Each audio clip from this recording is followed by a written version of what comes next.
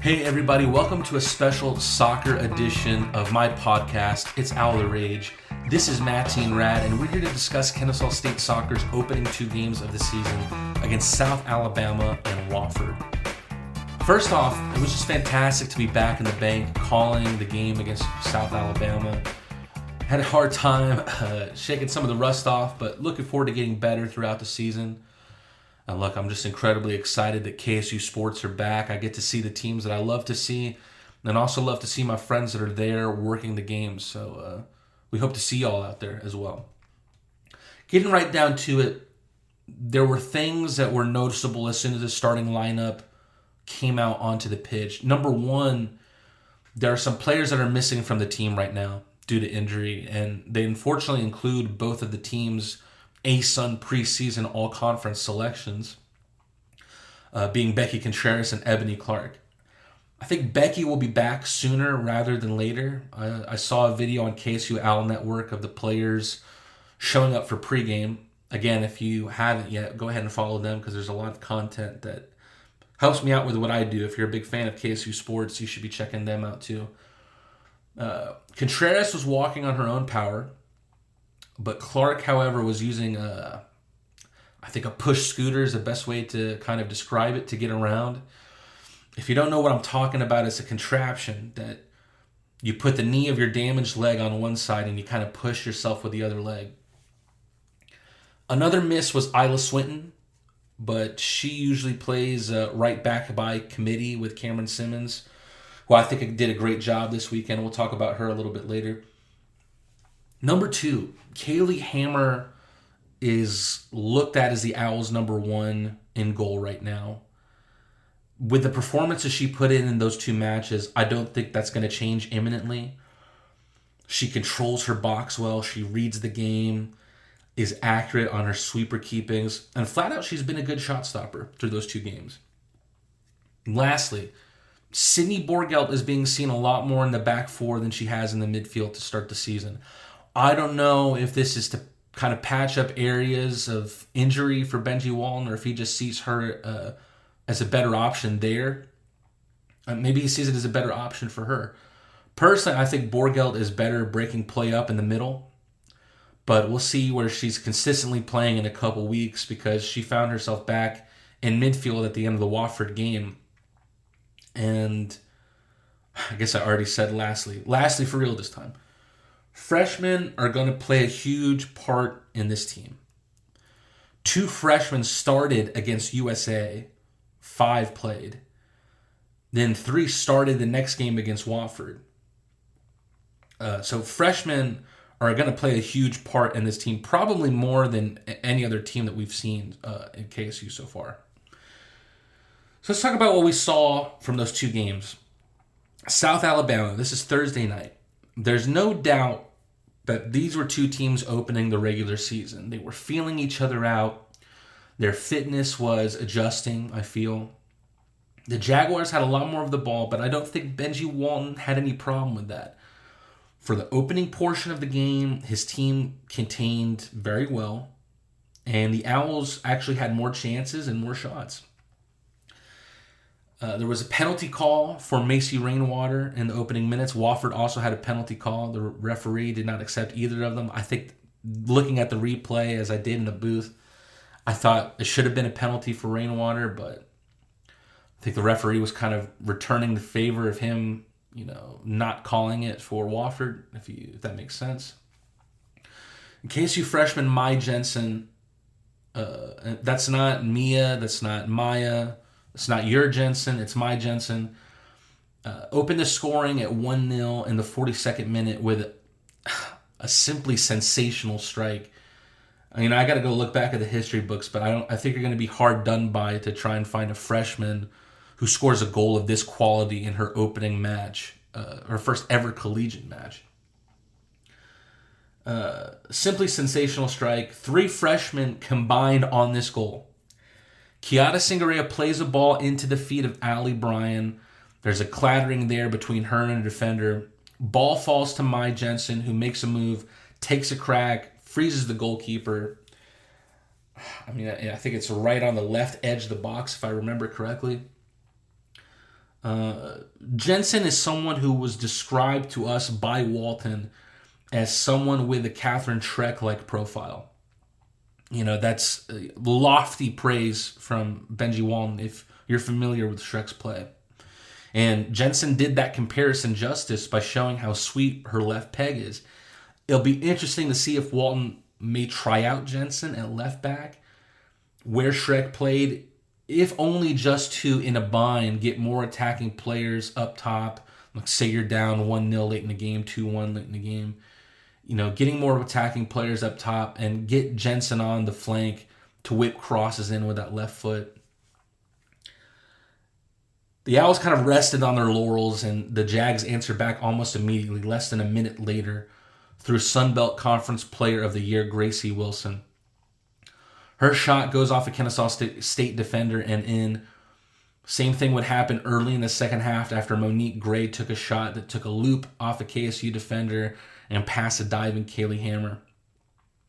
I'll go ahead and say the defender in both of these occasions was Sydney Borgelt, and I think she was just hard done by. I don't think it had to do with her positional awareness at all. But the Owls led in shots in the first half, and after leading in shots in the first half, they're outshot by the Jags in the second, who really controlled play in the last 45. But the Owls did really well defensively again for the most part. I talked to Benji Walton after the game, and here's what he had to say. Coach, first of all, I think it was a fantastic performance. What were your general thoughts on how the team played today? Oh, absolutely. We grew up a lot from our exhibition game. I think our back line really came together, defended well. We transitioned really well. Got a great goal in the first half off transition. And as soon as we scored with 3 minutes left, I literally went, I hope we don't relax. And sure enough, we give it right back. But these are good, hard lessons against a national tournament team, a Sunbelt champ every single year. And, I think our whole team grew up and showed some confidence tonight. So that was exciting to see and some really good moments. And we're going to, keep putting the next pieces together. So I'm good with it. As much as you can be with the loss, I'm good with it. I think the biggest story coming into this match was who you were going to start at goalkeeper. You have to be happy with your choice based on today's performance, right? Yeah, absolutely. Hammer did a good job. She, made some big plays, covered the goal well. Made some good decisions back there, and so that's what we need tonight. She did a good job. So hopefully they'll give her some confidence and our back line some confidence, and we'll just kind of keep, seeing who keeps battling. The other three are still chomping at the bit, so it's kind of a nice problem for a coach to have, and you got 4 really good keepers. But Kaylee did a good job tonight. Obviously, Mai will get the plaudits and we'll get the highlights, but in terms of the freshman play today, spectacular all around. Oh yeah, no, I thought all of our freshmen grew up tonight. The exhibition against Ole Miss, they were freshmen for sure, but I think tonight they showed some confidence, and there's a lot of growth that can still happen. I think they got to learn to play a little faster. But great goal off a transition. One freshman to another freshman to a goal is pretty fun to see. And all of them. And we still have some freshmen that are right on the cusp who didn't get in tonight who are going to help us on Sunday. So it's a pretty deep group I'm excited about. So I think they're all learning. They're all locked in. So that's all I can ask. Coach, thank you so much for taking the time. Always good seeing you, my friend. I have to agree with him. With competition like South Alabama, a 2-1 result like that, I think you're as happy as you can be after a loss. With all due respect to Coach Benji and the team, I think that's a game that the team loses badly a year ago, 2 years ago, 3 years ago. And I think they're only going to get better with veterans coming back into this lineup. However, the freshmen have really added a level of grit that this team has in Kendall Higgs and Macy Rainwater, but now they really have it in bunches. And it's so much fun to watch.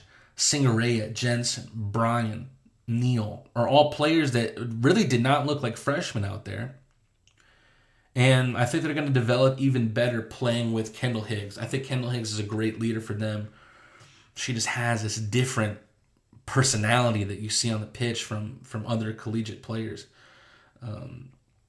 On the contrary, with the Wofford game in comparison to South Alabama, it felt like there wasn't much to talk about. KSU had 4 shots on target. Wofford had 5, but I felt both teams really struggled to create valuable chances. Hammer, I thought, did exceptionally well with the chances Wofford did have. Made some great saves, was out to stop the cross, and through both games was leading her back line, kind of marshalling them and putting them in the right direction. She made a fantastic save in the 33rd minute. Unfortunately, the rebound goes off Aaron Miller and back at the net. Again, just felt it was really bad luck. It all happened so fast and that it's almost difficult to avoid. The Owls, I think, just found it difficult to play that final pass or put in that final shot. It evaded them. Their best chances of the night all came from set pieces. Singura was setting in beautiful, corners and free kicks from the flank all night. All afternoon, rather. And one almost coming off the head of Aaron Miller and into the Wofford net. 10, in what felt like it could have been a Cinderella story, a free kick on the edge of the box is called with maybe 3 seconds left in the match. Clock is stopped. And then Kendall Higgs shakes the woodwork as her shot slammed the corner of the goal frame. We've seen her score that goal twice before against Bellarmine. I think the Owls and Benji Walton will think that they could have and should have gotten more out of that match. That loss definitely doesn't have the same air around it that the South Alabama one does. One person I really want to talk about, and I really want to talk to in the near future, I've got to try and make that happen, is Teresa Woke. This is someone who, frankly, didn't really play last year at all. I do think she was suffering with some injuries, if I'm not mistaken, but played only 206 minutes all year. She started both games this season. I remember her as a freshman. That was right when I was early calling games in that period of time, and I really enjoyed her profile in midfield, and she's only gotten better, obviously, now as a junior. She recently competed for the Peruvian national team in the Copa America Femenina in Colombia, and I really think that helped her mature her game. I'm hoping to see a lot more of her on the pitch for the Owls because I think she really has a diverse skill set and can really help the team control things in the midfield, which you could argue was maybe a weakness of the team last season. Next topic, Kiada Singura. I mean, besides her not getting on the score sheet, I think she's everything we expected her to be. She's incredibly strong on the ball, whips in set pieces, great understanding of the game. I think what I didn't expect, and maybe I should have, is this gamesmanship she has. Gameswomanship, if you will. You never see freshmen talking to the ref and trying to get in the ref's ear. You never see them leading, picking the players' heads up. She could be a future KSU captain. She could be a future Argentina captain. You never know, but she's so much fun to watch, and she's the kind of fun to watch where KSU fans need to realize what they have in this girl and go watch her play, because she's a sight to behold, for absolutely. What's next for the Owls? They have another Thursday-Sunday stretch, as is kind of common this season. They play UAB at 8 p.m. Eastern in Birmingham. That's a game they won at home last year. And then they welcome Georgia State to the Fraction on Sunday at 6 p.m., a game they lost away last year. Should be interesting. Can't wait to see what the Owls do. Hey, KSU Volleyball also begins play this weekend at the Wake Forest Invitational. We'll cover that and more on our Thursday morning episode. We missed you last Thursday. I'm sorry about that. It's been a heck of a week, but we're going to get more content in there for you. We're looking forward to seeing you there. You have a great week. I'm Matteen Rad, and that's all I've got. It's been Owl the Rage. We'll see you next time.